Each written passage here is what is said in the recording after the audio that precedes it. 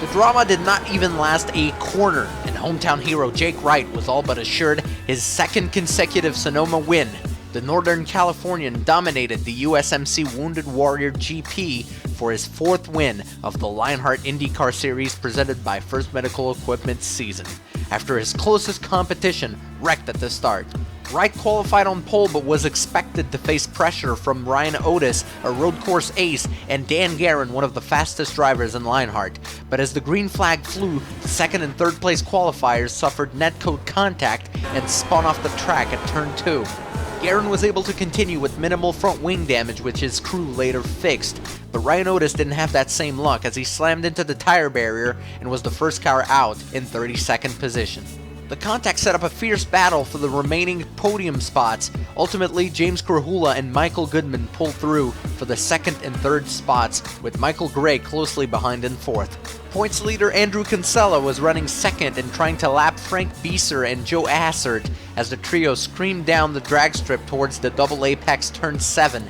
As they entered the corner, Jack Bogan, who was already 5 laps down, was practically stopped in the center of the corner, blind to everyone but Hassert. Hassert cut right, just missing Bogan, but Bieser had to swing right to miss the slow car. As he did, he collected Kinsella, spinning and then flipping the points leader. Krahula plowed into Bieser, and Goodman also received damage that was later fixed. Brian Yazek held off a furious charge from Dan Guerin for the final spot in the top 5.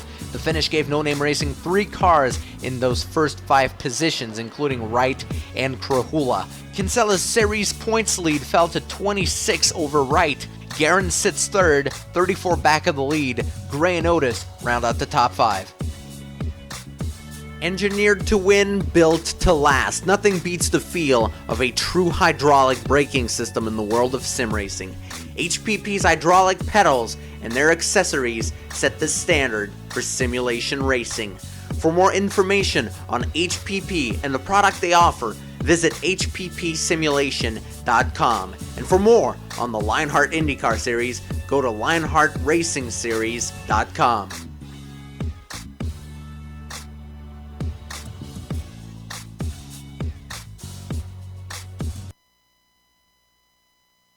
The lights are off and away they go. Extremely loose. He's managed to hold on and they get. He missed the complete. That is crazy stuff. Side Freitas is on the grass on the infield before. He slides through. He tags Richard Eck.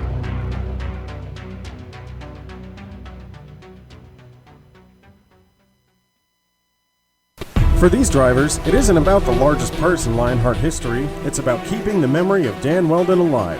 Any one of the 42 drivers can win, but to do so, they will need speed and determination. Rookies must battle hardened veterans, and all must conquer an assortment of roads and ovals. On the inside, can he make it stick? He loses momentum. No, he cannot make it stick. Race pulls ahead. There's nothing they touch. The winner is going to be Big Joe. No, it's Stouffer. I called it wrong. He's going to try to close the door out of pit exit, and I think he has to pursue.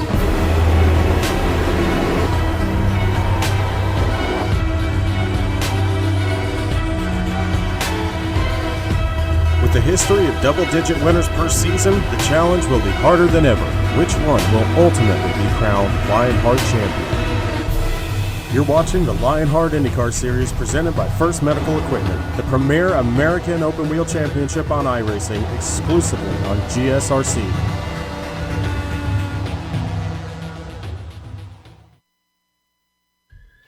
In the midst of a championship battle that is suddenly tighter than ever, the Lionheart IndyCar Series presented by First Medical Equipment heads to West Allis, Wisconsin, and the historic Milwaukee Mile for the Area 51 Milwaukee Mile 150. This event wraps up the first half of the 24-race Season 5 schedule, and all the DW12 action from Green Flag to Victory Donuts can be seen live as it happens here on the Global Sim Racing Channel. From the grounds of the Wisconsin State Fair, a big cheesehead hello and welcome to Von Hansen's Countdown to Green. Over the next 15 streamy award-worthy minutes, you'll be furnished with all the storylines, all the stats and facts you'll need to fully appreciate the Area 51 Milwaukee Mile 150 that will immediately follow. Way up in the press box to bring you our Words Eye view is yours truly, Bill Soupzon, joined by Sean Crackers Ambrose In the production van is the best director in sim racing broadcasting, Amjad Yaman, armed with cameras placed and aimed exclusively for GSRC by its in-house director of photography, Dougie Beard. Considered the premier fixed setup racing league for the Dallara DW12 on the iRacing service, the Lionheart IndyCar Series honors the memory of the late Dan Weldon. And Sean, we've got plenty to talk about before the Area 51 Milwaukee Mile gets underway. And folks, everything on the Countdown to Green show is brought to you thanks to Von Hansen's Meat Market. Since 1983, Von Hansen's has delivered personalized, full service, and a friendly, old-fashioned meat market environment. They offer a large and ever-expanding selection of meat products and menu ideas ranging from casual gatherings to special occasions. For more information, please visit vonhansens.com and ask yourself, do you love meat? Yes, Soup, do you love meat? I do, and I'm going to visit there today. Let's talk about this track here where we're at tonight, the Milwaukee Mile. Yes, we have arrived, Milwaukee. The Milwaukee Mile is a classic American oval racetrack, Soup. As you might deduce from its name, it's only 1 mile in length. The turns are flat, only about 9 degrees of banking, not a lot there. It is located on the grounds of the Wisconsin State Fair Park in West Allis. It's a suburb of West Milwaukee. Track is owns the distinction of being the second oldest operating motor speedway in the world. And barring the break for World War II, the Milwaukee Mile has hosted at least one auto race every year since 1903. Wow. Now, when they paved it in 1954, in addition to the oval, there is a 1.8 mile road circuit located on the infield. But the best way to get an idea of what this place is like is to jump on board the GSRC Dallara DW12 and take a lap around.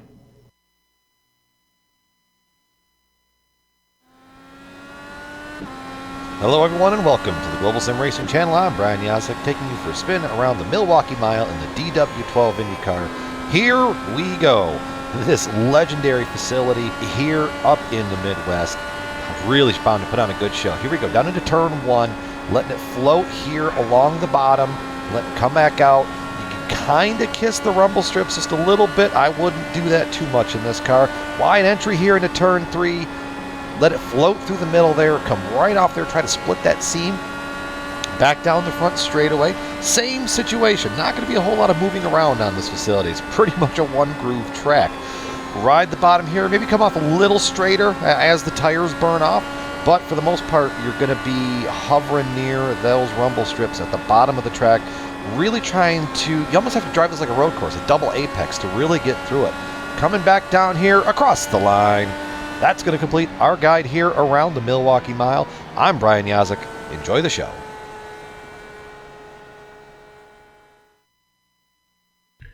Very flat and very difficult is the Milwaukee Mile. And now, before we look at the point standings, keep in mind these are the raw totals. However, the GSRC stat boys, Simon and Poindexter, have once again calculated the points, taking into account the 3 drop races the rules allow for, and we'll show you those as well. In the raw numbers that you see up there right now on the leader chart, he's been at the top all season, and even a bad result at Sonoma was not enough to bump Andrew Kinsella down the list. The Adrenaline Motorsports driver has a 26-point lead over No Name Racing's Jake Wright. Now, to quote the great Moses Malone, Wright is fo when it comes to getting checkered flags on a road course. 4 for 4, he is indeed, and he is tough. But today we're on an oval. We'll see how that plays out. Despite the solid 6th place finish at Infineon, Dan Guerin of Team Nailed It drops from 2nd to 3rd.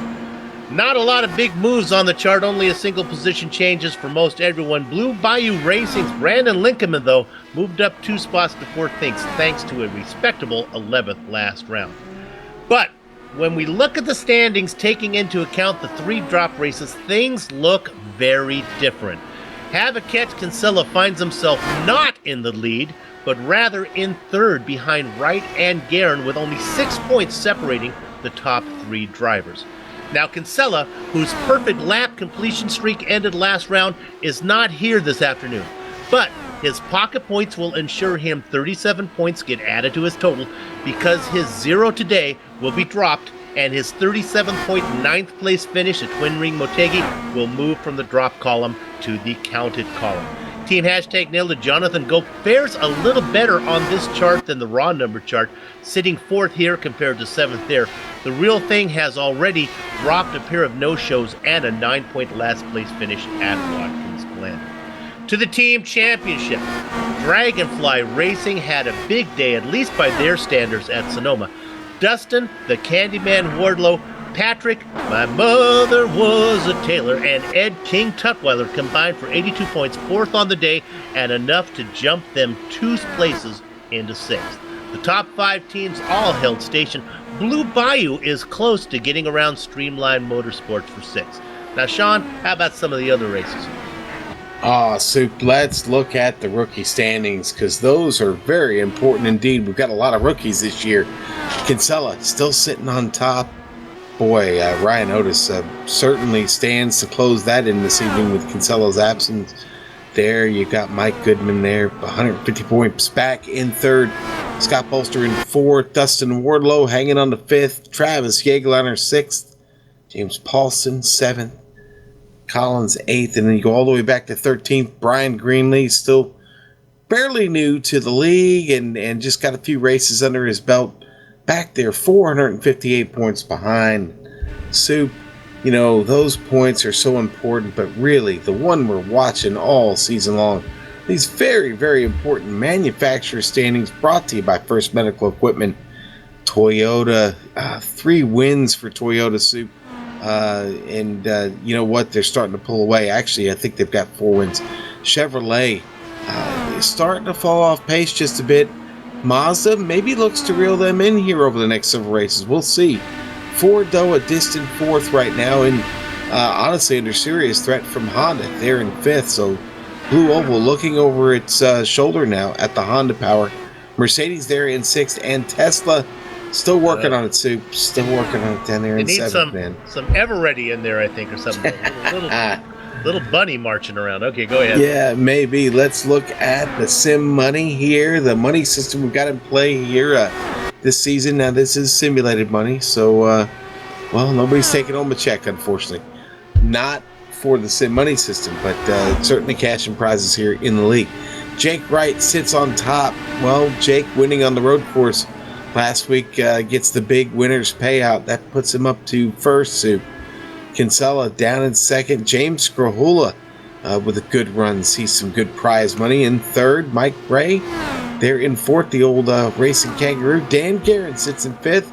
Go all the way back to Bob Mikas, who now appears on the money list in 10th, Soup. Doing good with him. Nice to see him doing so well. And we talked about Jake Wright being on top. The first time we've seen him up there. They do have some extra pay on some of the road courses, pay a little bit more than the other ones, and Sonoma was one of those. Now, for new viewers, let's put up the details for the series. And Crackers, how about we talk about a few of the things the new viewers can see all they want to look at right there. Let's go ahead. For each of the tracks, the series organizers create a custom setup for the cars. What's been the driver feedback here for these setups? Well, for, the setup here tonight, pretty good feedback from the drivers. I think some feel like maybe it was a little bit tight in a few areas, but it's certainly drivable. It's pretty good in traffic, and it doesn't... well, first of all, with this only being a mile track, I don't think you experience as much of the push as you would on a bigger track when you're running in traffic, but as the tires start to fall off, that will be an issue for everybody under this set. One of the things we saw on there, of course, was prizes, and when the Lionheart guys, man, they pull no stops when it comes to those. No, and Soup, there's so much at stake. $1,800 in cash with the league champion winning $250 of that.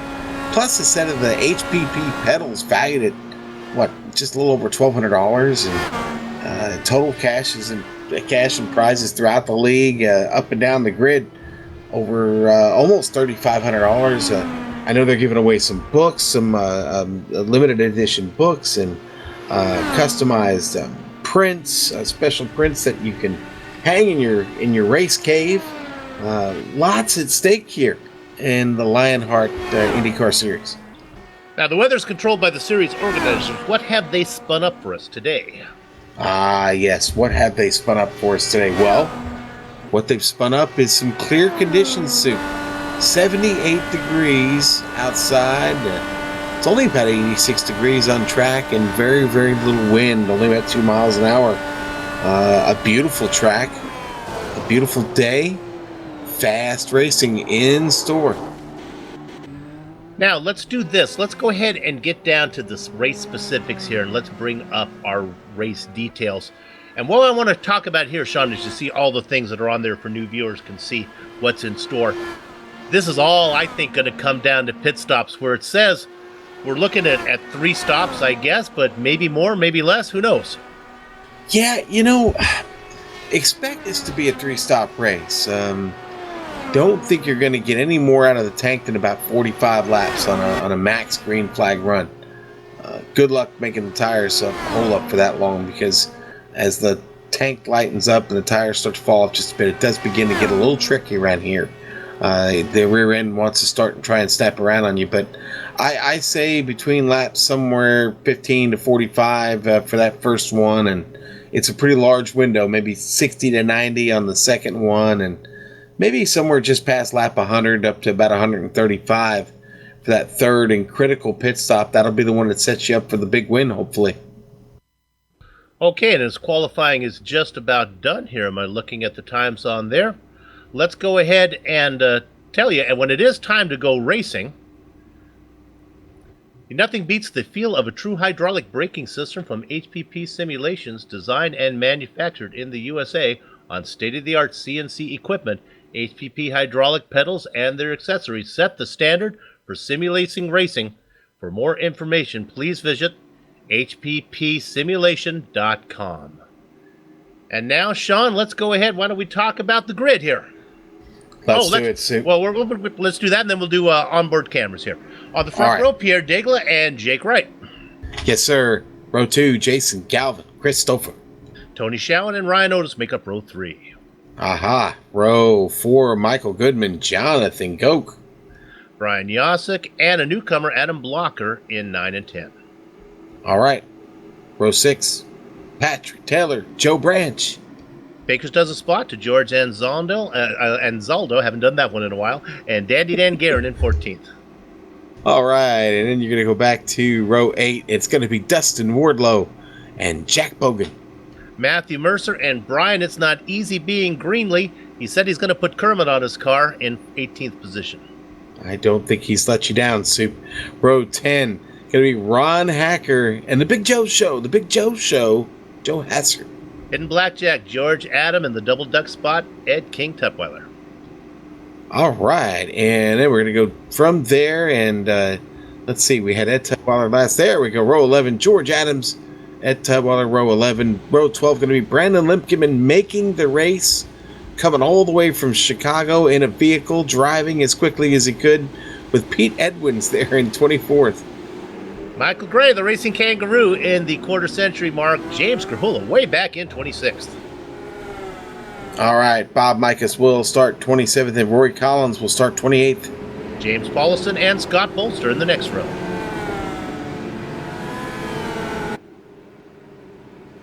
Dave Barber and Frank Beezer, they're in 31st and 32nd. As Sean was clearly taking a drink. I'll run these out. Vincent Blumenthal, Travis Jagerheiner, Robert Bluen, and Mark Omrick make up the entire field. 36 drivers on the entry list, 34 of them posted qualified times.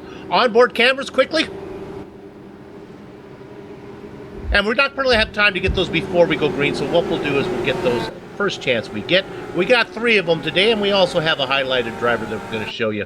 But right now, everybody take that final sip of your drink, settle down in, put the chips down, get ready, because the pace car is going to pull off.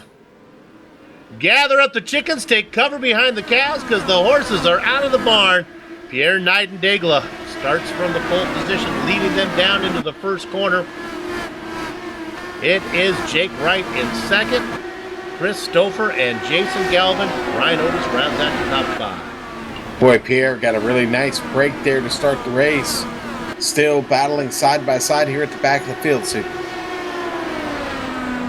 Stuck on the high side is that dark blue car of Adam Blocker. He's a newcomer.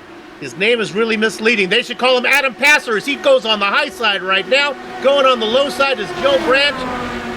In the Steeler wheel position was Brian Yosek, and he's now stuck on the outside. Here comes Not Easy being Greenlee down on the inside. No, it's Dan Garrett. I apologize, making a move on the inside. Great racing going on. Back in 10th position. Much more tame up front. Yeah, Joe Branch really trying to hold that Pennzoil machine down to the inside, trying to keep that Chevrolet power tight in the groove. He'll roll right up in front of Adam Blocker there and hold that position right now. 9th spot being contested, but boy, Branch getting a really, really nice run through the center of the turn. On board with him, looking out that back wing. The caution flag is out. And it looks like it might have been contact between Vincent Blumenthal, Dave Barber. Dave Whammy Barber, one of our featured drivers, and Blumenthal got together. We wanted to show you. We have some cool video and for him to talk about. Maybe you can continue a little bit. Oh my goodness, the guitar playing accountant runs into trouble along with Blumenthal early on, Sean. Yeah, and boy, it sure looked like Vince started to lose the grip down low. And you're going to see the light blue car there, the DW12 of Vince Blumenthal down there on the inside. And Dave Barber there, the 23, and Vince comes up and gets a little piece of him. Now, Dave's got an opportunity here to stay in this race. He can get in, get some repair. The car is not, I don't think it's... It looks good. I don't think it's critical. He's got some wing damage, but I think he can get that repaired, Sue.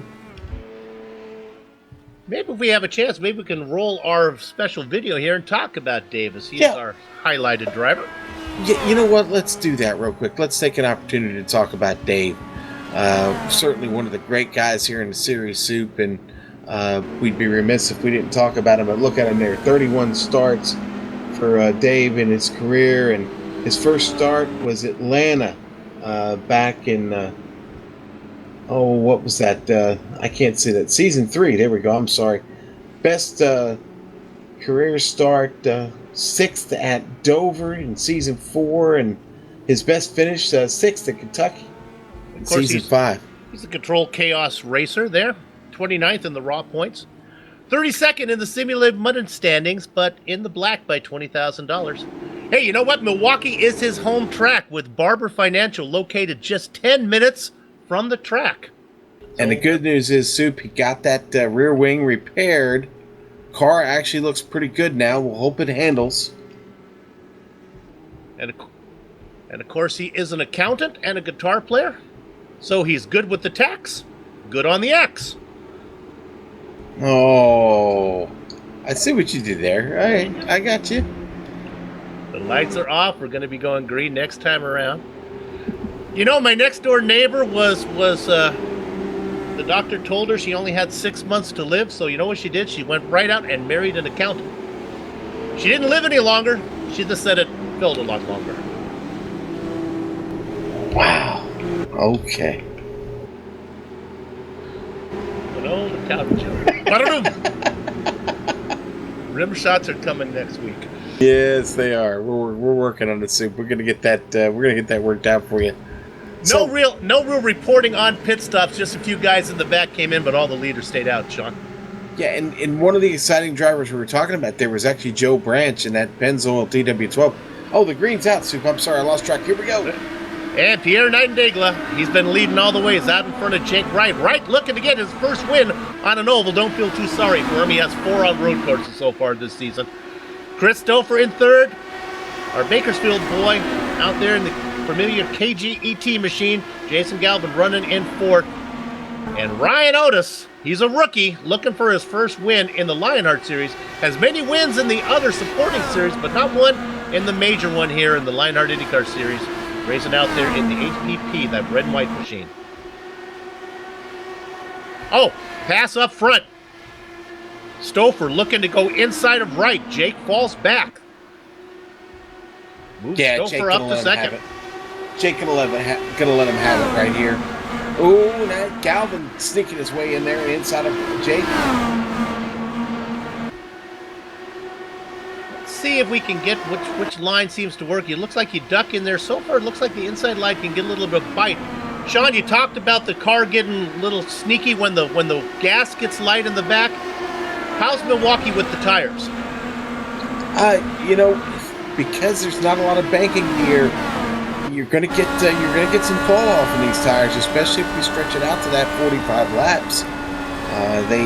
You're definitely gonna want to get fresh rubber on the car, and you want that fresh rubber because without it, you do not have the grip that you're used to with a little bit more banking on the track. It's going to be something to follow and watch all night. Of course, we expect the stint to be 45 laps. Of course, that will go a little bit longer depending on how many yellow flag laps we have. We had a similar event just a while ago in the supporting series, the Retro 79 series, where we saw our own Samuel Ryman one stop this event. He put that pit stop right smack in the middle at 75 laps, went on to finish second. So I'm ready. I'm not going to be fooled by any of that nonsense going on right now. Look at this battle for 8th that our director has. This is Michael Goodman, a rookie. We expect him to get a win before the season's over, being challenged by a veteran, Joe Branch. Joe Branch, the defending race winner, Sue. And let's go on board with Joe, because he has one of our in-car cameras, I believe. He's in the Lock Precision in-car camera. He absolutely is the Adrenaline Motorsports driver, the Lock Precision onboard camera. That Chevrolet powered Enzo machine, the defending race winner here at Milwaukee. And that victory was Branch's first line car victory and his only win to date. It was also the first win ever for Adrenaline Motorsports, which has won 3 additional races since then, 2 wins by Stouffer and 1 by Andrew Kinsella. In the series, this track has a reputation of giving checker flag out to first-time winners, so we'll see if we get a new one here tonight. Pierre Degla out in front right now comfortably by about a half second over Jake Wright. Oh, correct myself, Chris Stouffer, Jake Wright in third. The front part of the track, Sean, looking pretty good. Even those guys in 9th have settled down a little bit. Yeah, just a little bit. Let's go back and run down from 11th position. You can mark some of these guys. Here's a guy farther back than you would think. Dandy Dan Guerin, David Penny's baby boy, racing back there in 11th. He's got that newcomer, Adam Blocker, right behind him. Then you go back, George Anzaldo back there in the Baker's Dozen spot. Big Joe Hassard. Jack Bogan, let's stay on Bogan in 15th. He's about to lose a spot to the Candyman. Dustin Wardlow gets under him. He is also one of our onboard cameras tonight. Soup Jack Bogan right there on board with that Area 51 Racing camera this evening. The truth is out there.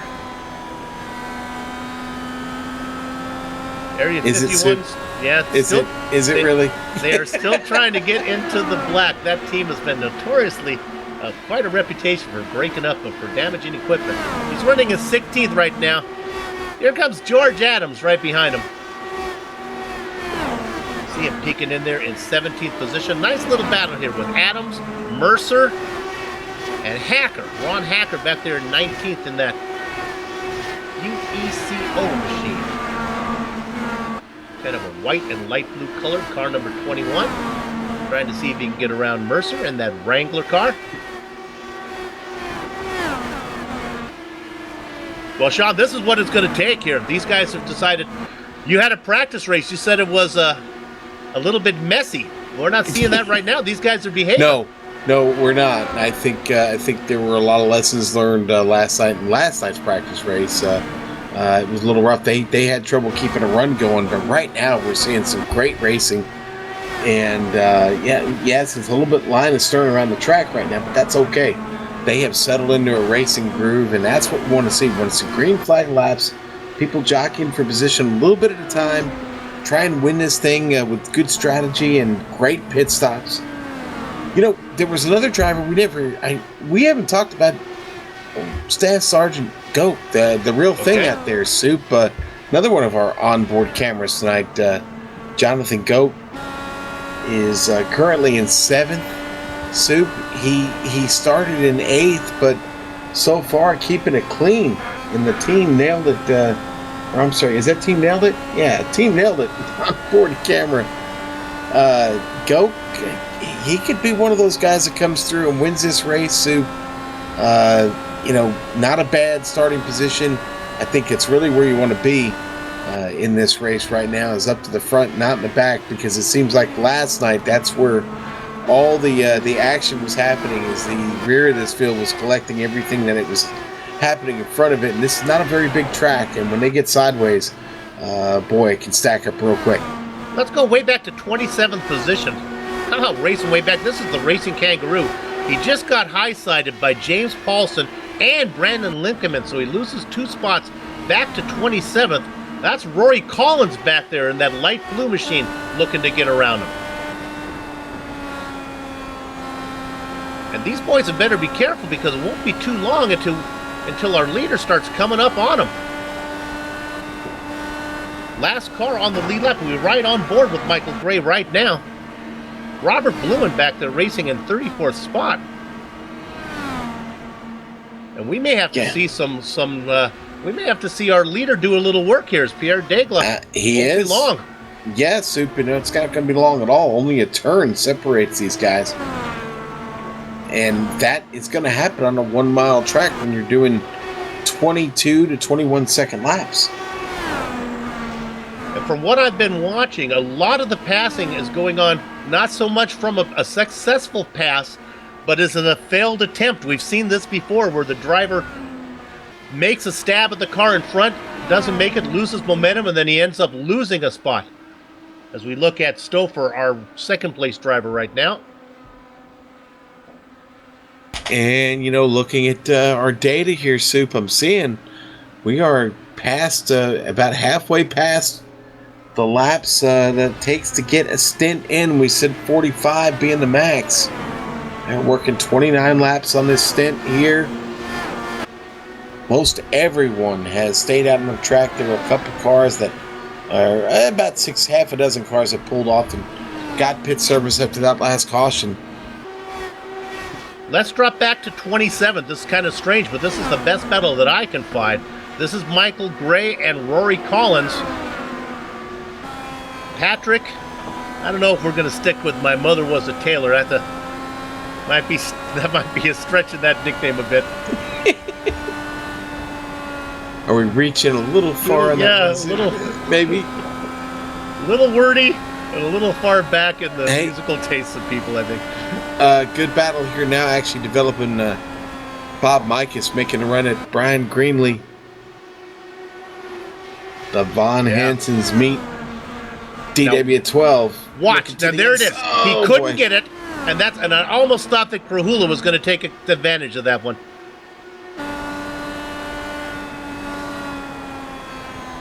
Oh. And looks like almost a little bit of contact there between Bob Mikus and Chris Stouffer, I'm sorry. Looked like he had a close moment there with Travis Jagerliner. Drivers who are out: Frank Beezer, Vincent Bluthenthal, 29 and 28 laps back. 1 lap down, Travis Jagerliner. Barber is out there. Still going around.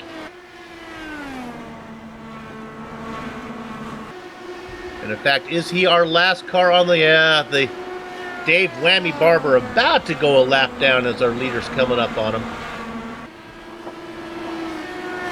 How about our leader, Pierre Degla? I mean, he got a well of a start to this race, Soup, but even more so, he seems to be up to the task right now. Great focus from Pierre.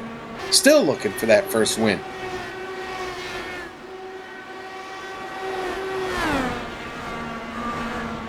Now this could be an opportunity for Stouffer. Now that Degla's going to have a little work to do. This is first time that Degla has had any type of dirty air on his nose. We'll see how that car handles.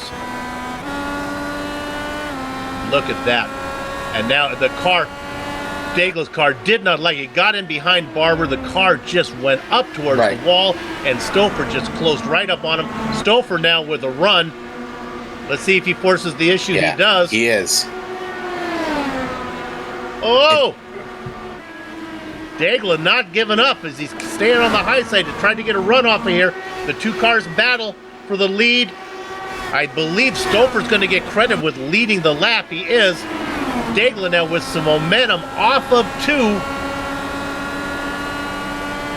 This is fine. This is great for Pierre, but it doesn't solve the problem that still lies ahead of him in the form of the guitar-playing accountant, Dave Barber. What you're starting to see, Soup, is what I talked about in the pre-race, okay? The fuel load getting light, tires starting to go away. And yeah, working with that traffic in front of you is really, it's really a struggle. We're seeing Pierre have to fight that, and now Dave getting out of the way, letting him by, and it was still close. Boy, Dave tried his best, but really, and Degla came over the microphone. I'm going to assume he was asking Dave, maybe trying to give him a little coaching on where to go, but that's trouble now when you start to ask those guys in the back. First of all, Barber's car's already been in the wall, so it's probably not handling great, and now he's got to start racing these interesting racing lines to let these guys by. Stouffer gets around him, as does the third place car up right. Here comes Galvin underneath. But Pierre, I don't think you're going to be able to coach everybody around. In fact, let's go up just ahead of him. There's a Hornet's Nest up there. Taylor in 28th position. Taylor on the inside, working on the high side of Limkeman, watching the whole thing back there is Scott Bolster. Look at that fire and ice machine on the top side, trying to get a run between 2 down into 3. Yep, Brandon trying to find some speed up top. Looked pretty good through the center of the turn right there. Gets a nice roll off. Can he get the momentum on the top side? Not quite. Patrick Taylor still holds that position across the line. Oh, and just behind them there, look at Bolster getting himself into the picture there. And there is nothing but empty track between these 4 guys that are flying in 2x2 position right now, formation, and our race leader, Pierre Degla. Degla has got to be saying, what am I about to get myself into right now? A great battle, 28th overall.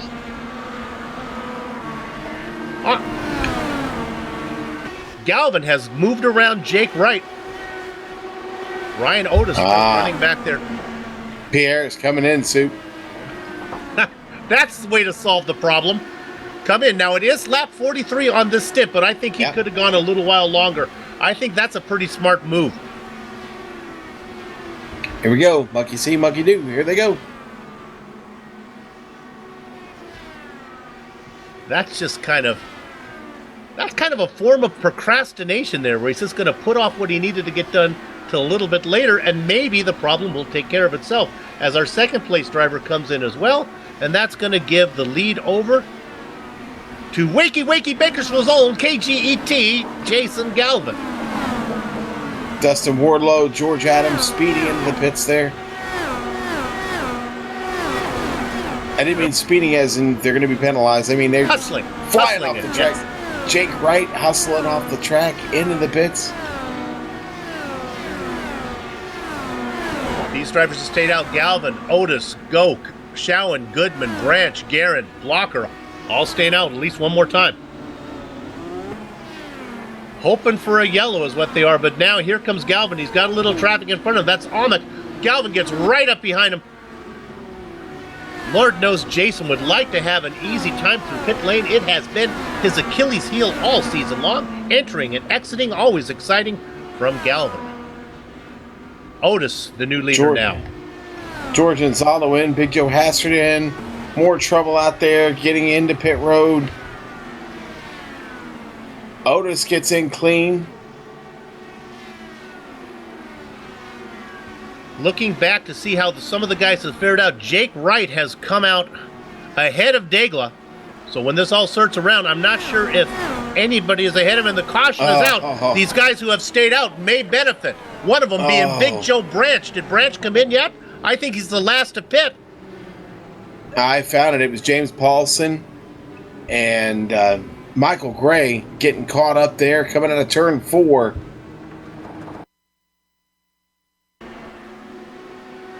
Gray it looked like Paulson was starting to slow down. I think he'd called out his pit, and boy, Michael Gray just gets into him there, and Boy, that sends him right around up into the wall. Paulson was setting up for a pit suit. Now, I'm looking out here. I see that if we look at this, I see Stouffer is racing in 19th position, 1 lap down. Wright is on the lead lap. I think Wright is going to inherit the lead here. Of all these cars, I think Wright's going to be in good position here. Here comes Branch comes in, as will some of these other guys like Michael Gray, Collins, Krahula. Krahula took a tow. I wonder if he ran out of gas. James Krahula was out there for a long time. I wonder if he ran out of fuel before he could come all the way around.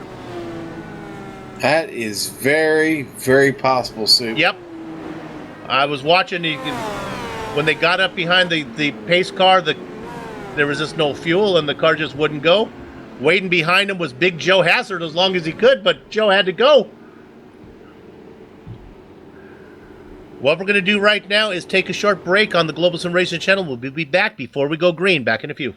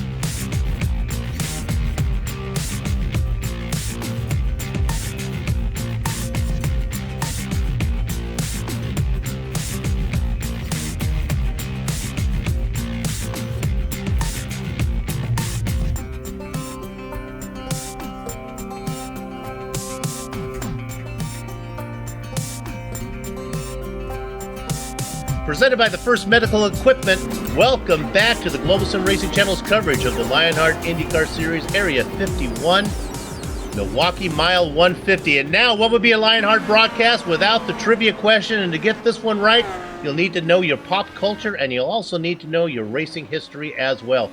Let's get right to it. Your question is, who is the multi-time auto racing champion that also shares the same first name as a title character in a popular American sitcom set in Milwaukee? So find yourself an American sitcom set in Milwaukee and see if you can match up that with a race I think champion. there were a few of those, Sue. Okay, well.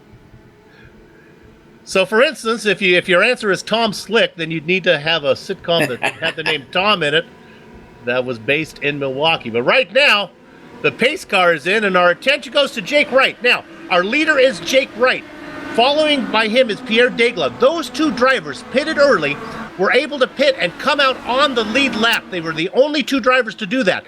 That's why Joe Branch, who stayed out there long, is sitting in third position right now. Remember Stouffer, who was racing up front? Well, where is he found? He got caught a lap down, and I can't find him anywhere. I'm still scrolling through.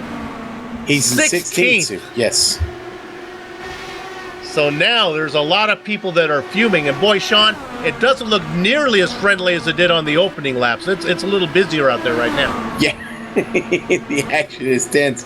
Dave Barber, one of those guys, though, trying to move up through the field. Dave right there on the inside of James Paulson, side by side. They're going to head across the line. Dave fighting for that position. Gets the 11th spot. And he's going to try and hang on to it. Oh! Dave washes up the track there.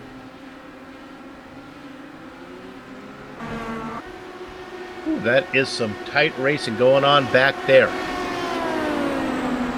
Let's go ahead and run down. We talked about the top 5 of Wright, Daigle, Branch, Otis, and Goke.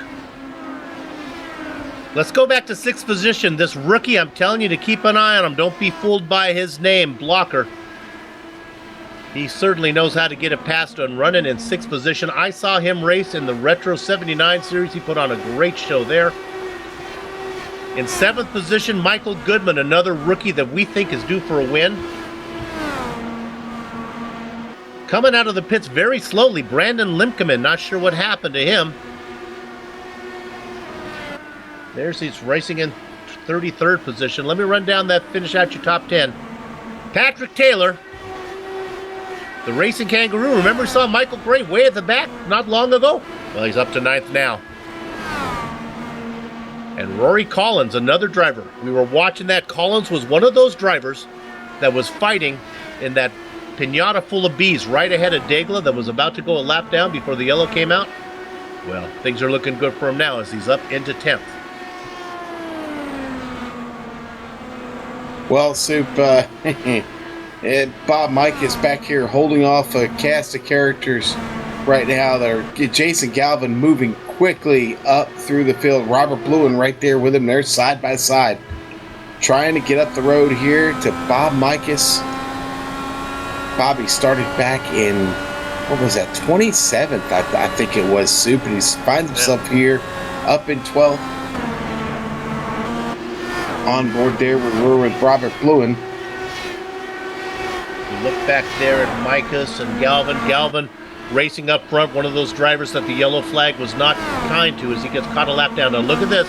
Back here, this is Bluen on the outside trying to get in there. Is that dark blue car of Matt Mercer. Mercer trying to make that inside line work. I guess, Sean, the advantage is at least when you go too wide, you get clean air on your nose. You got a chance. Now he dives it in deep. But this problem is they can't seem to get any drive off the corner. Look at this now. The guy watching the whole thing. This is Stouffer. Remember Stouffer, another leader that got caught out there with Galvin. Stouffer has places to go. Boy, he certainly acts like he does, doesn't he?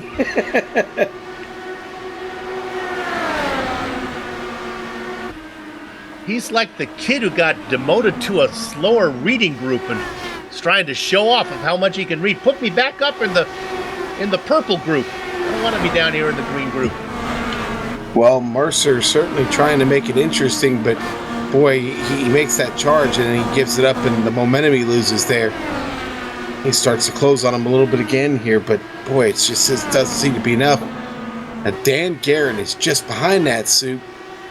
It could be a factor in this if he can get his way around Mercer. Easy for me to say. Jake Wright just goes under Ed Tupweiler, putting him a lap down. And I would like to just follow up on this. We talked about it briefly about James Krahula. Krahula was on that same strategy of running long, and then the yellow came out, and he ran out of fuel while under yellow, could not get back. Yeah, wow. Is now one lap down and back in the pits. Wonder why he's back in the pit, unless maybe he picked up some damage here getting restarted on this race. Let's go to 29th position. This is Dustin Wardlow going underneath. Now, up on the top side at 29th, that's Mark Amelie. He's a lap down. Down on the low side, that's Dustin Wardlow trying to get that done. Ron Hacker back there, he's a lap down as well. The activity, Sean, is not up front. They are much behaved than these guys racing back here. It's pretty scattered right now. Indeed. Wardlow, though, really solid right now, still trying to make up ground from getting off cycle on this pit stop, Soup. He's going to have a lot of work to do, but Wardlow got a lot of practice under his belt here at Milwaukee, looking to be one of the favorites here. We're going to battle for second. Go up there and look at that Branch has made the pass on Daigle. And now look at this. This is Daigle fighting back. Oh my goodness. Fighting awful close there to Joe. Joe Daigle trying wants to that back. Go ahead, Sean. No, but that's so frustrating. And there's Ryan Otis getting in the picture. Otis looking to the inside of Joe Branch, and he's going to try and take it away from him now. Oh, he slides mercy. up. I thought Otis was going to get up into him, but it's okay. Oh, boy, now Goke tries to dive in there. Mike has had a little bounce off the wall, but he is fine. We'll stay on this battle up here. Otis into third. Goke now being challenged. Here comes Branch. He wants some of that back. Branch gets underneath him. Let's see if he can make that inside stick. No, the top side seems to be the way, but nope. What do I know? The yellow car is going to get it as Branch is going to finish it out. That's Goke now in the middle. Here comes Adam Blocker looking for a way around. Goke dives down to the inside of Branch. Can't get it done, but a great run now from the car watching back behind the blue and black machine. Is he going to force the issue? He does. Blocker looks to the inside. Blocker is going to get that, trying to keep him down. There is Goke. Goke gives him room. They are side by side as they come across the line. Is going to be advantage to Goke at the start-finish line. Blocker remains in 6th position. Woo! Yeah. Woo! Take a breath, Sue. Oh, another side-by-side battle here at the back of the field. Jack Bogan still trying to work his way up, and just to the inside of them, the Skull Bandit to Scott Bolster. This is all a battle for position here. Bolster wheel to wheel right now with Pete Edwards. Edwards trying to make it work up top. Bolster letting off a bit, trying to keep her glued down on the bottom. On board with that Area 51 racing camera with Jack Bogan. He's watching that battle behind him. He's not, but we are, and they're getting a run on them here through the turn. Bolster up to the inside. Jagerliner, the 44, that's the orange car. They're in the middle.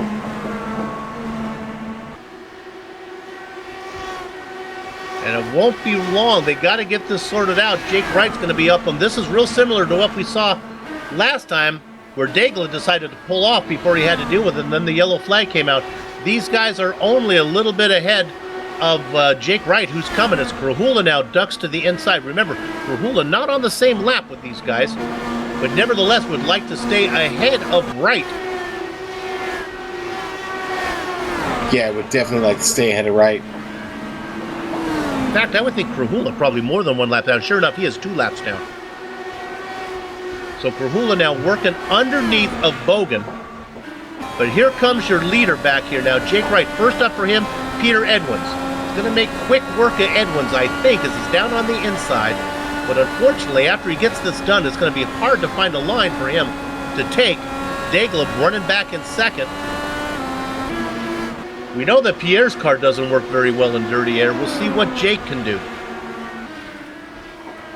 To be honest, I've seen Jake do nothing but fall back. He started much farther up and fell back early.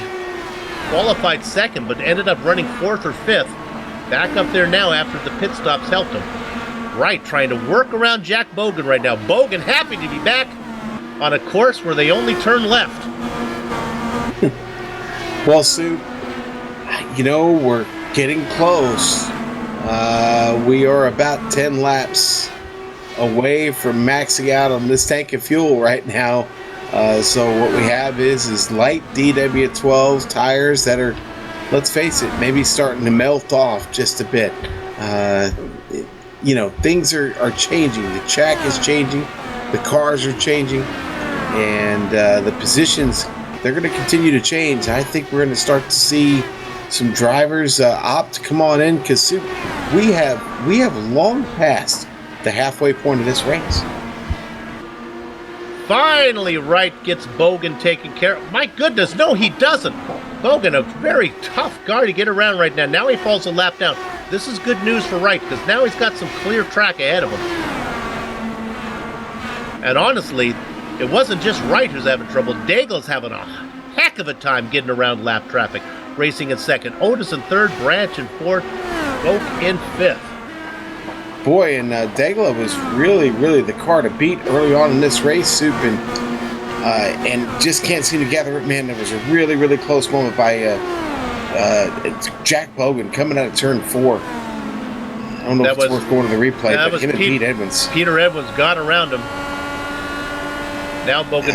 Now let's go ahead. Let's go on Bogan here for a minute, because here comes Degla getting underneath him. And honestly, Degla did a much better job of getting that done, and Otis as well. Bogan might be a little easier to deal with once he is actually a lap down. Sometimes drivers a little more tough to pass when they're trying to stay on the lead lap. Jake Wright right now getting underneath Dave Barber. Where is Barber? Is he racing on the... Yeah, he's going to be 2 laps down now.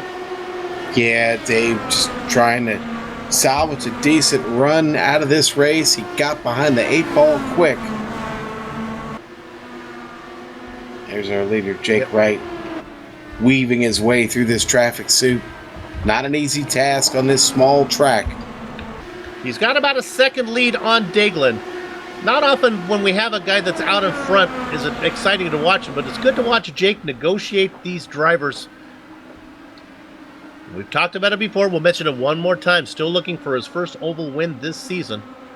Sitting number 1 in the points when you take into account dropped races, but only by 6 points over Kinsella, who's not here tonight. And, of course, just by, I believe, just 1 point, if I remember right, over Dandy Dan Guerin, who's pretty much not even been mentioned here. Guerin, let's go ahead and check. Oh! And it's Bogan. He got tapped, though. I think, I'm not going to say it looked like Jonathan Goke got into him. Well, you know, we had a 3-wide situation on track, Soup, and it was the 74 on the inside. Adam Blocker on the inside. Goke tries to put it in the middle. Jack Bogan up top, and Goke is going to get that left rear Kardashian there of Jack Bogan, and that's when it all unfolds. We'll get another shot of it here. That's a tough call, because Blocker makes the pass early, and then who's the car on the middle there tries to go down as well. That's Goke in the middle. Yeah, that's Goke, right. But Jack Bogan definitely gets the worst of that. Everybody behind lucky to get through. We'll go on board with Jason Galvin here. KGET driver. Take a look out from his windshield or visor. Yeah. He just followed. He saw that yellow car of Michael Gray get through, and he said, all right, I'll follow that way. I'll go through there. Well, it was about that time, Sean, so that yellow flag came out just about right. Very opportune moment for a pit stop. Yes, sir. Going to be a lot of cars, most of the field all coming down and getting 4 tires and fuel and speeding away.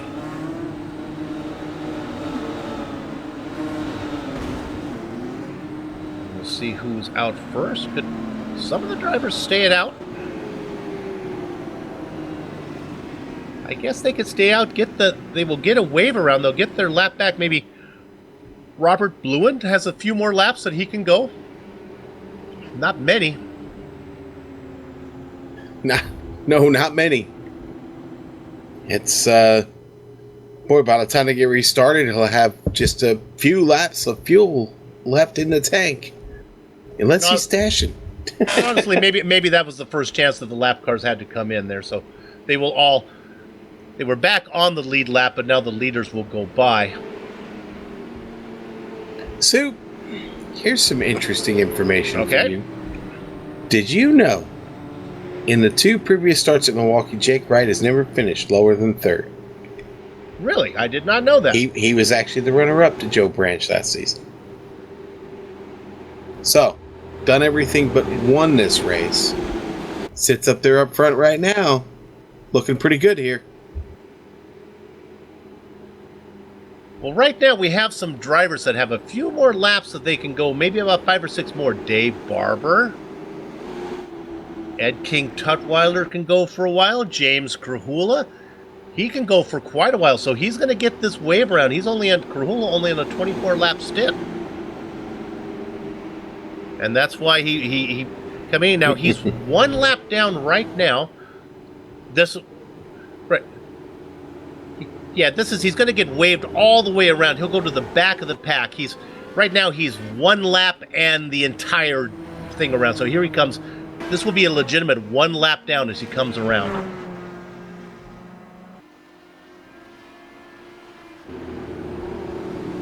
and he'll be able to stay out there for a little while longer. So what he needs, he would actually like to see this long enough. He can stay out for probably another 20 laps. He'd like to see a 20-lap stint, and maybe that would be when the leaders come in. Good job, James, trying to make up for running out of fuel the first stint. Trying to get it back. Definitely trying to get it back here, Soup.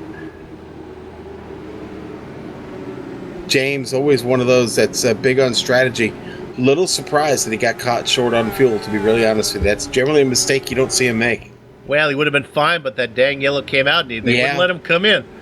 Okay, the pace car is going to pull in, I believe, this time right now. So as the pace car peels, so will the thunder of the engines. Jake Wright, your leader, Pierre Nightingale, he's been up front for most of the race, running in second. Daigle not quite as good in dirty air, though. Ryan Otis, he's been a front runner the whole time. In third, Joe Branch and Adam Blocker, your top five.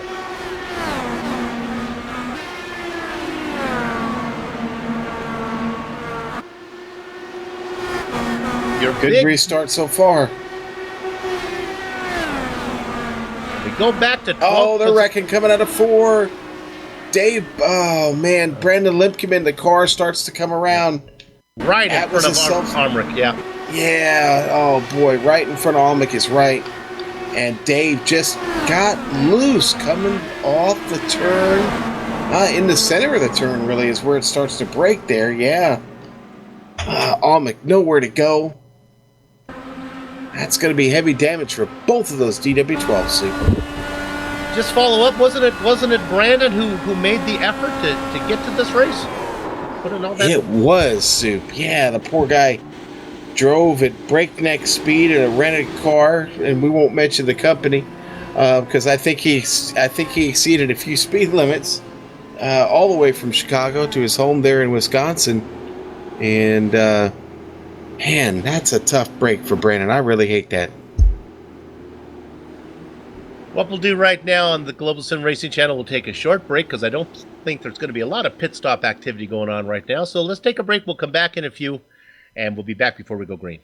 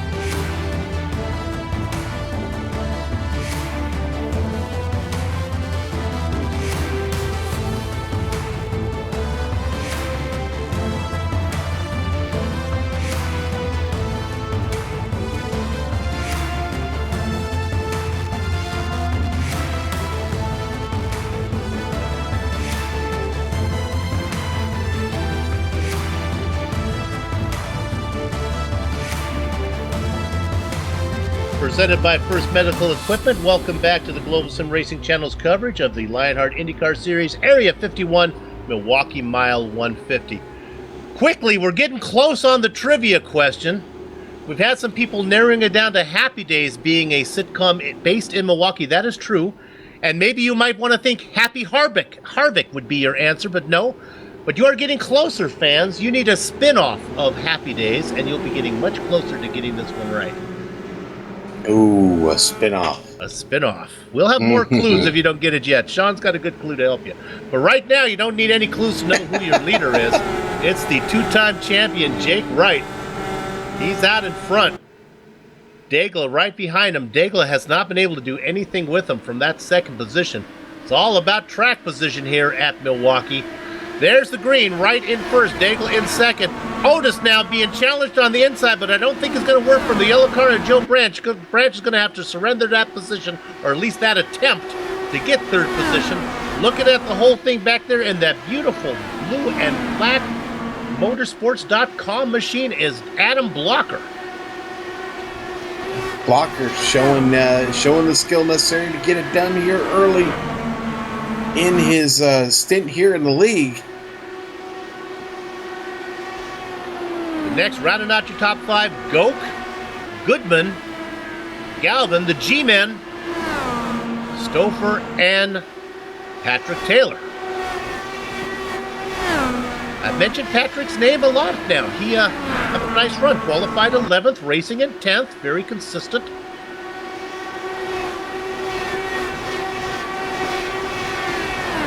You might want to know who your big mover is. I believe it's 16 positions, the driver currently racing a couple back from where we were looking at. Rory Collins, 28th to 12th. Again, if you've been watching us, remember Collins was in that battle that he was trying to stay on the lead lap when Daigle was coming up behind him and Daigle decided to pit. Next thing you know, Collins up there in 12th right now behind the Racing Kangaroo. Now the car moving right now is James Paulson trying to move up on the top of the track. He's battling side by side with Dan Guerin.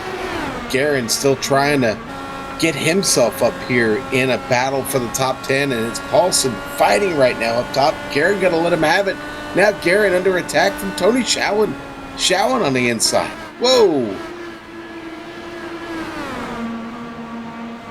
That's the Streamline and Adrenaline drivers getting by that team. Nailed the driver, Guerin.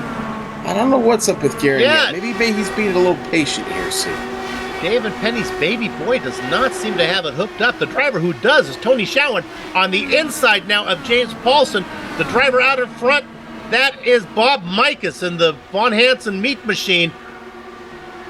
Look at Showen get another position, and he's able, he tucks back underneath. That's what I thought would happen, and he drops back a little bit as Showen got really close to Mikas in the middle of the corner.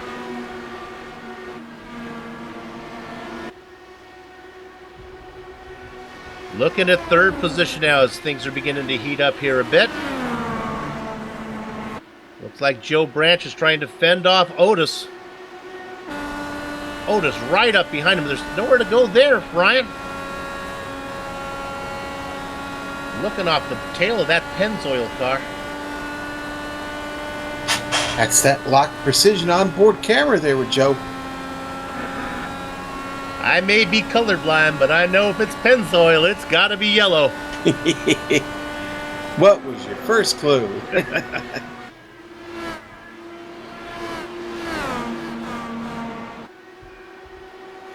Walker in fifth, watching the whole thing as they come right at you. That Dougie Beard, I love those long angle cameras coming right at you.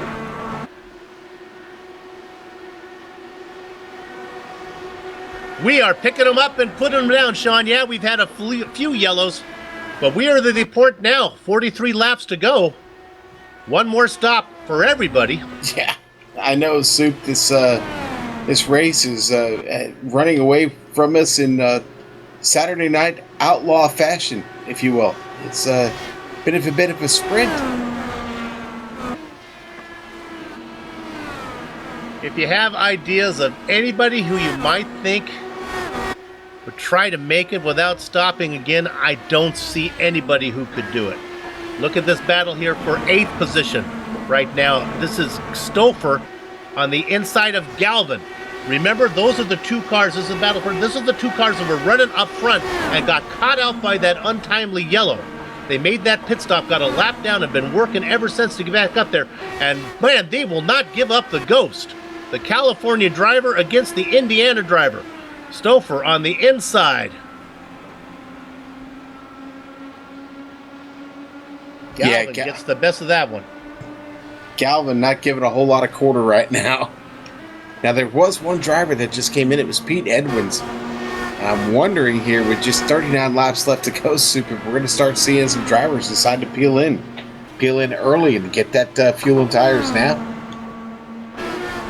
Coming now, you're good. The one driver that I think this could work out for, you'd want to be able to pit and stay on the lead lap. And these guys that are out in front, I would think that Wright would be able to do it if he wants. So maybe Jake, if he gets into trouble.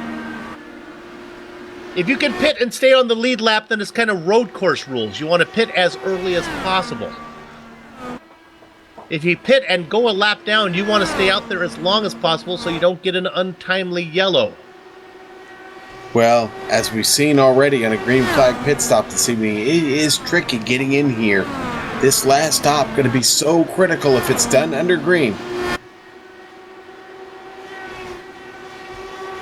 A lot of talking. Dustin Wardlow communicating about stuff. I think I heard him say, "I see you." And he isn't quite of a battle. Maybe go back to 20th. We look at this one. There, you're seeing it right there. Mercer, Wardlow, Brahula in the mix. Now, where is James? He is one lap down. Working it. Trying to get that lap back, no matter how hard he tries. He's in 25th, but getting that lap back going to be, he's going to need some help, Soup. He's going to need some big help. Yeah, he's going to need to stay out longer than the leaders, longer than everybody, and then hope that he gets back on the lead lap and then the yellow falls. Timely yellow will do it for him. 24 cars on the lead lap, and Sean, every time we get close to cars going a lap down, we get that yellow. Travis Jagerliner, the last car, running in 24th. You know, Soup, last year's race, 32 cars started that. Only 11 finished on the lead lap. We're way ahead of that right now.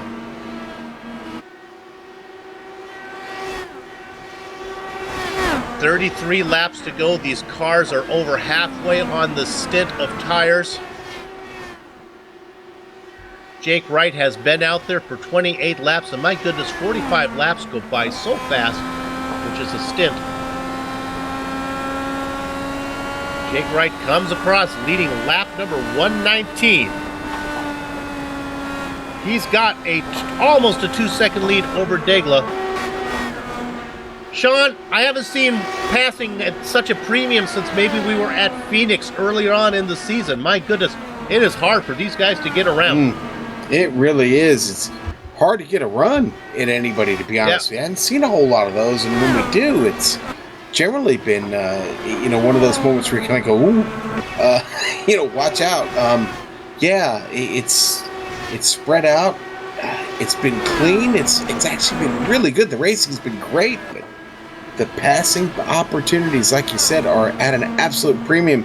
This race is going to be won or lost in the pit. This final pit today, Sue. Passing has been tough. A lot of kidney stones out there. Hard to pass. Yes, sir. Nobody hitting on that trivia question yet. Let's go ahead and give them your clue there, Sean. Oh, do we really? I think this is going to be a dead giveaway, though. Maybe not. Maybe we're old. Shamil Shamazel. Shamil Shamazel. That's our clue.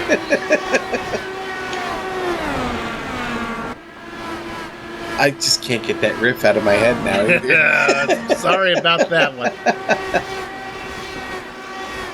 Great battle for second. Degla and Branch. We're looking at Galvin right there. Galvin has made work on Stouffer. Degla, Branch, Otis, and Blocker. They would like to change that position, but they can't. I think they're just going to wait, see what they can do in the pit stop. Dan Guerin coming over the mic. I don't see him in traffic anywhere. He might be saying it's about time to pit. Big Joe Hassert having internet issues. Oh, my. Yeah, I think, I think he is having some trouble. Yeah, as he is. Brian Yazek calling for the pit. And he comes in. This is the first. He was running in 16th position. First of any pseudo contender to come in. Boy, what a tough break for Big Joe Hassert. Fortunately, he has disconnected Soup. And that is going to be a tough blow to him. Looking at the no-name racing there of Brian Yazek, in and out. HPP Simulations DW12, the Toyota, out quickly. Here comes Tony Showen making his way in. Showen was in 20th. Now Joe Branch, here's the front runner. This will be interesting. Branch was running in 3rd position. Coming in, and Daigle says he's coming in too. He sees Branch. This is kind of a, I can't stay out. This might be a case of coming in now, Sean. Maybe I can take a chance to look at lap times. I wonder if they're figuring that get new rubber on the car as well, and maybe that'll help them rather than run long and only have rubber for a little bit amount of time. Come in now, get fresh rubber, maybe be faster. So we'll watch Daigle come in relationship to Branch. Where is Branch? Daigle has a really nice stop. That's Daigle a good quick is. one. Boy, it was so close as Jonathan Goat got around him when he was coming out. Daigle rolling right now, and he's going to get out just in front of Branch. Well, actually, the Racing Kangaroo. Branch went back. Ooh. Branch sees Daigle. He's got to go. Daigle takes evasive action to avoid getting run over by Branch there. All right, Stouffer in now. Leader of all the cars who have pitted is Daigle. Stouffer was well back in the running order. We don't expect him to come out. We will see how he comes out in relationship to Galvin when Galvin decides to pit. Brian Greenlee making the call, bringing his DW12 in. Greenlee actually having a really solid race. So he's got the Kermit is on the car back there, just behind the cockpit there. There he is, Kermit. Hey! It's not easy being green Kermit the Frog on there. You can't see it from that angle, but thanks, Brian. Or thanks. Nice job. And now he's out rolling. Kermit bringing him some good luck today. He's having a nice run. Now Joe Branch just got by Pierre Daigle. No caution. We heard that Krahula has spun. No. Greenlee spun it. Yeah, it was Greenlee getting out of the pit, spins it at the exit. A little quarter turn. Just a quarter turn. This is okay. You know what? And he probably, as he's getting off that limiter and getting on the throttle, might have spun it around, but really good job of not getting up on track. Jake Wright on a 44-lap stint right now. He's got to be coming in this time, as well as Otis and Blocker and Goak, Goodman, Galvin. That's all got to be coming in. Gray, it's got to be time for all those drivers. They give me the numbers, they tell me how long they can go, but they lie to the commentators. That's what they do. Otis stays out. I'll tell you what, we had another moment, another car with trouble. Bob Mikas, big trouble trying to get off the pit lane. He spun it around. Now he's coming back in the pits. Oh, my goodness. And he's off the racing line, so I guess that's why it didn't bring out the caution. And he took forever to get the car turned around, Soup. Big trouble, lots of time lost. It's probably the end of any real good position for Bob Mikas tonight, unfortunately. Jake Wright staying out for a 46th lap, as does Otis, Blocker, Goak, Goodman, Galvin, and Gray. Taylor as well. Collins, too. Dan Guerin. My gosh, there's a lot of G's last names up there. Galvin, Goodman, Gray, Guerin. The Untouchables. A lot of G-men. Okay. I am predicting that Jake is coming in this time. I have no comment on the mic. I have nothing that would tell me that he's coming in. Nope. And he stays out. Leader of all the cars who have pitted are, well, they're all a lap down.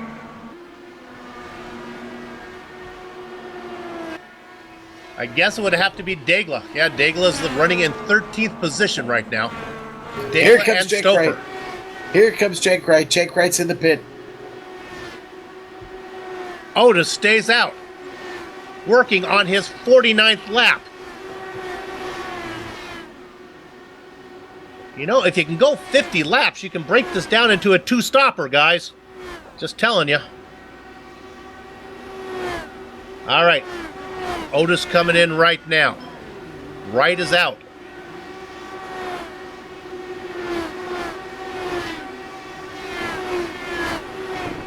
Goke has stayed out one more time. Goke, Galvin Blocker is our new leader. Boy, and they're all scrambling for the pit now, Soup. Everybody's scrambling to get those final pit stops in. Let's find Ryan Otis and let's find... Oh, there's a car spun in front. James Paulson, but he's off the racing line. I think we're going to be okay. No, Ryan Otis is spun now. Coming out, and he's real close to being out on the track. Is that going to bring out a yellow? He's backing it up forward and backwards. I think we're okay, but my goodness, Jake Wright is long gone. And Otis lost so much time trying to get around that. He spins himself, just avoiding. Goodman in now. Blocker coming out. He's made his stop. Goke coming out. Blocker is ahead of Goke. Daigle has come out ahead. Daigle and Branch have come out ahead of Blocker.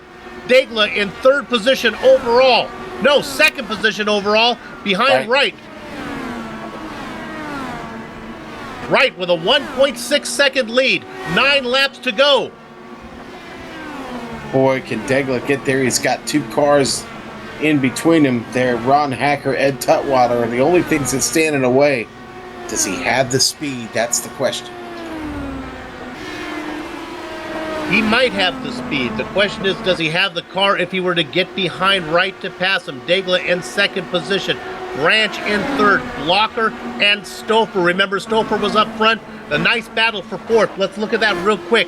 This is Blocker with Stouffer a-coming, and right behind him, Jonathan Real Thing Goke. A great battle for 4th, 5th, and 6th.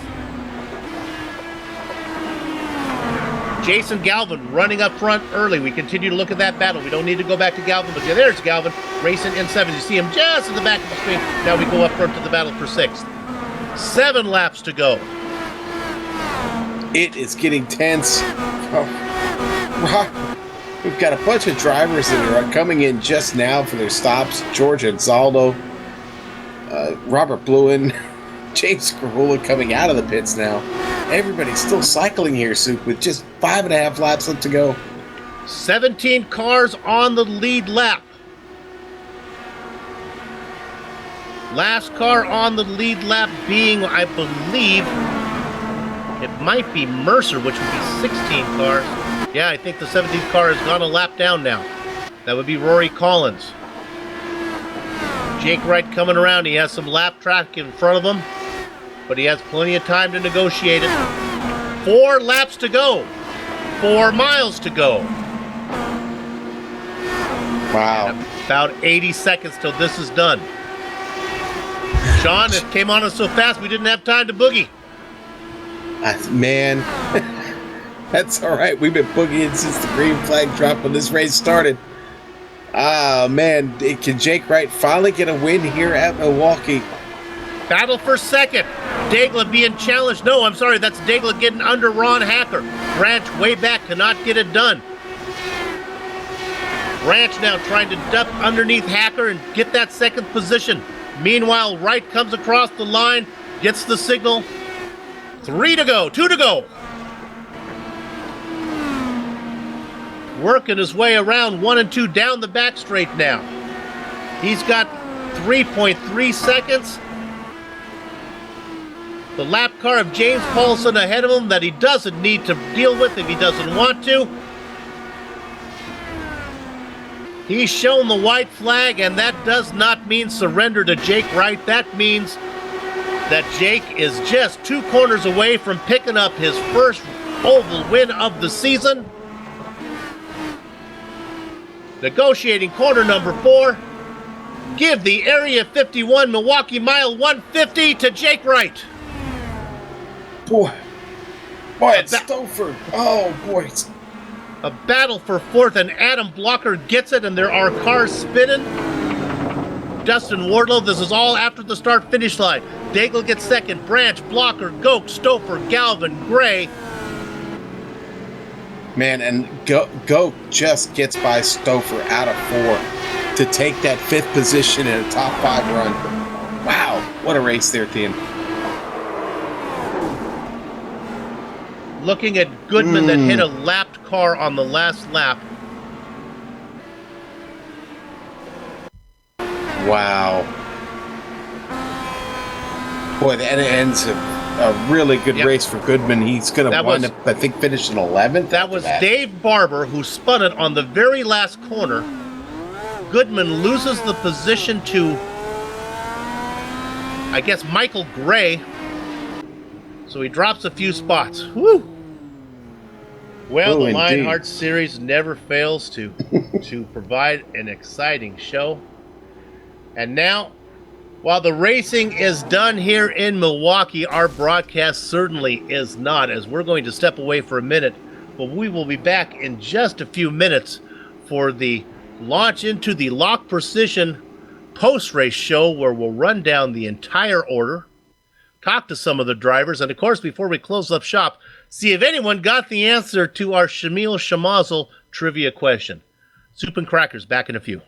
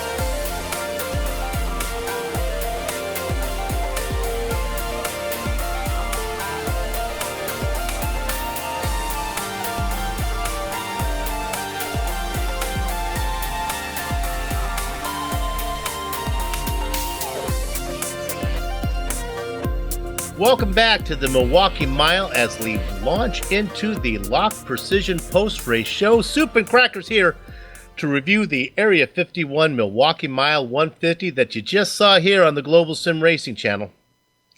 And you know, as Crackers mentioned earlier, the Milwaukee Mile has been around since 1903. Not quite that long, but for over 30 years, the name Lock Precision has been synonymous with mid to high-powered rocketry. Lock Precision manufactures a full line of high-quality precision fit components to meet your building, repairing, customizing needs. For more information, please visit lockprecision.com. All right, let's go through the standings here as we had a nice race. And he picks up, it's been a long time coming, his first oval win of the season. Two-time champion Jake Wright coming home almost 3 seconds ahead of Pierre Nightingale.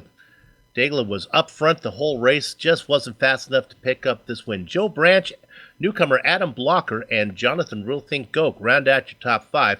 Chris Stouffer and Jason Galvin, they were battling together for most of the race. Stouffer gets the best of Galvin. 6th and 7th, they come in.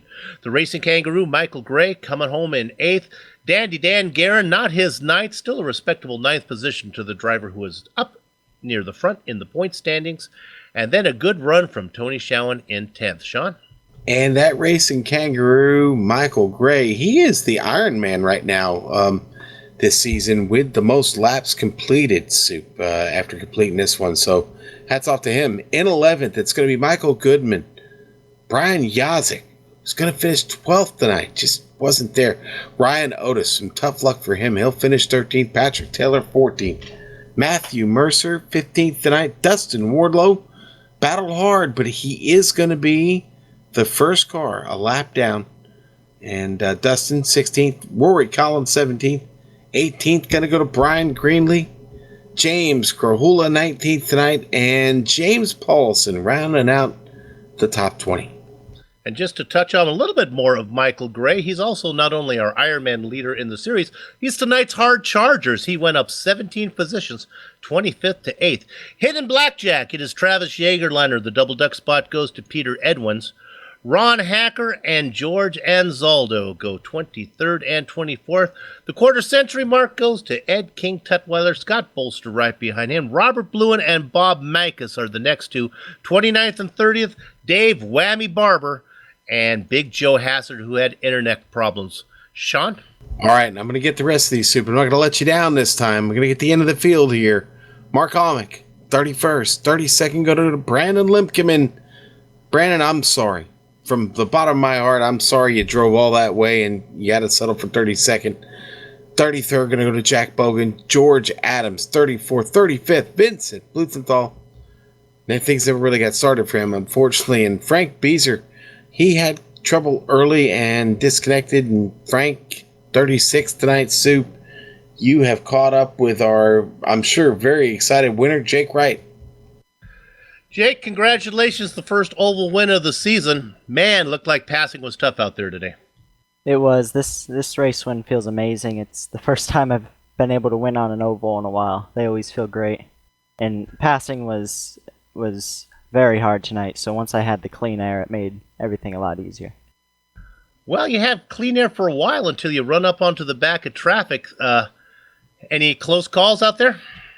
No, the only close calls I guess I can think of were on the last lap. There, I just saw some smoke in 4 and then 2 after the checkered, but even then it wasn't very close. So tonight was easy from my point of view, but still very difficult because I was struggling early on with the dirty air, and once I had that pit stop and got up front, I was able to do my thing. In fact, let's talk about that because I really think the race came to you at that first pit stop, because early on you qualified second, but you were dropping a bit in the early laps. I think you were back there as far as 5th. Yeah, I don't know if I ever got back to 5th or not, but I was struggling when I started second. A few laps in, I think Chris got around me when I almost got the wall. But like I said, I was struggling with dirty air, and then for some reason on that pit stop, I was able to get out in front. Yeah, you're out in front on the lead lap when you came back out and ended up in front. Well, man, congratulations. Going to help you in the points and on your way to a 3rd championship. Way to go. Thanks, guys. See you guys in Michigan.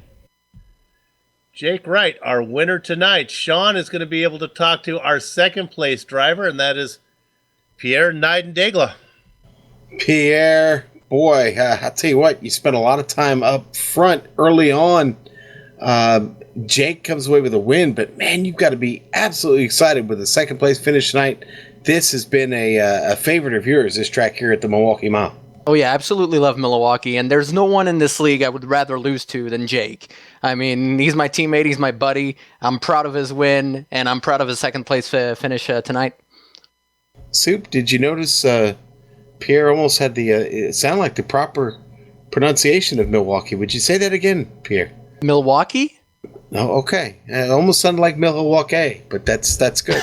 That's good. Very good, sir. Yeah, it is a big night for the team, and as we hit the halfway point of the season, not a bad time to have it here at the Milwaukee Mile. Oh, absolutely not. It's a great way to end the first half of the season, and hopefully we can build on the rest of the season and keep the good finishes coming. All right. Well, Pierre, we get a little bit of a break.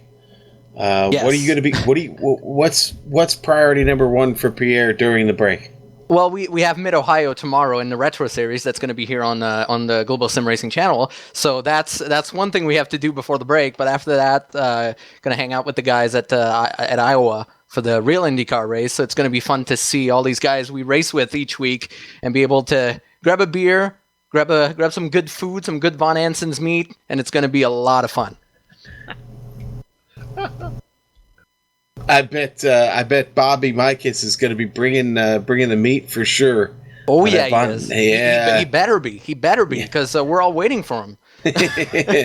Well, he better be bringing that beef jerky because I got to tell you, Pierre, that beef jerky is pretty good stuff. So I do not doubt that for a second. you guys have a great time in Iowa at the IndyCar race, the Verizon IndyCar race, and do me a favor, stay out of the cornfield, okay? Stay out of the cornfield. I will. Don't worry, Sean. Okay. All right. That's Pierre Tegla. That is a big finish for him tonight, and his teammate Jake Wright. They really got it done tonight, Soup. Joe Branch going to have to settle for third place. Won this race last year, but Soup, I can't imagine he's disappointed with another podium finish here at Iowa. Now it's his second podium of the season. He won in Kentucky, and he gets one here today. He seems to like Milwaukee. Joe, I thought you had a chance to win this one, and this didn't fall for you. No, it was a great race, and I fought with Pierre seemingly the entire time after that first stint, but it was a lot of fun. Yeah, I love Milwaukee. I think if you ever could have got that car out front, as difficult as passing was today, I think you might have been able to fend him off. Tough place to race, huh? Yeah, it's always difficult. The late afternoon seemingly made it a little bit harder. It was easier to drive, but the tires didn't fall off. So last year, I think the tires were falling off, and then you had some more passing here and there. So everybody just seemed to be glued, and it was single file after restarts. Well, it was a nice performance, and of course, you're racing for Adrenaline Motorsports. It's going to help them out a bit as it goes. How do you feel about Michigan come up? We have a little break for the holidays. A little more banking in Michigan.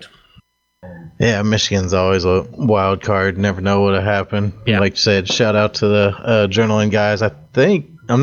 Tony was close, but I think all four of us might have been in the top 10. If not, we was real close. So it was a good overall race. Well, good job today. You pick up your second podium, third place of the season. Good luck the rest of the way. Thank you. Joe Branch, your third place finisher today. Okay, boys and girls, that's going to do it for us, but don't leave us yet because we're still going to give you the answer to the trivia question, and I'll be darned if somebody didn't get it. But before we get there, let's thank the people that make this broadcast possible. And, of course, we got to give some love to the First Medical Equipment guys. They've been the source of medical supplies and equipment in the Burlington, Iowa area for years because of their superior commitment to provide the absolute best in product quality and customer service. For more information, please visit firstmedequipment.com. Also, the HPP simulations. Nothing beats the feel of a true hydraulic braking system in the world of sim racing. Designed and manufactured in the United States of America on state-of-the-art CNC Equipment, HPPS or HPP Sim hydraulic pedals and their accessories set the standard for simulation racing. For more information, please visit hppsimulations.com. You know, Old Man Von Hansen loved asking people, do you love meat? And for sponsoring our Countdown to Green show, we thank him. The new old-fashioned meat market and butcher shop. Is that him right there? You think that's a picture of him? He looks like a good guy. I'll tell you what, though, we also want to thank Lock Precision Rocketry. They sponsor these post-race shows. Remember, fly hard, fly safe, fly lock. What you should do is tie a sausage to the bottom of one of those Lock Precision things and shoot it up in the air, and it'll cook the sausage, and then the parachute will come out, and you'll have your hot dog cooked, and you'll be able to launch a rocket at the same time. Just thinking, combining stuff together. I will have to talk to Brandon Limkeman and see if that's approved. We will definitely see. We want to thank everyone at the Lionheart IndyCar Series for organizing the series and contracting with GSRC to broadcast it, and also our race sponsor Jack Bogan for sponsoring today's event, Sue.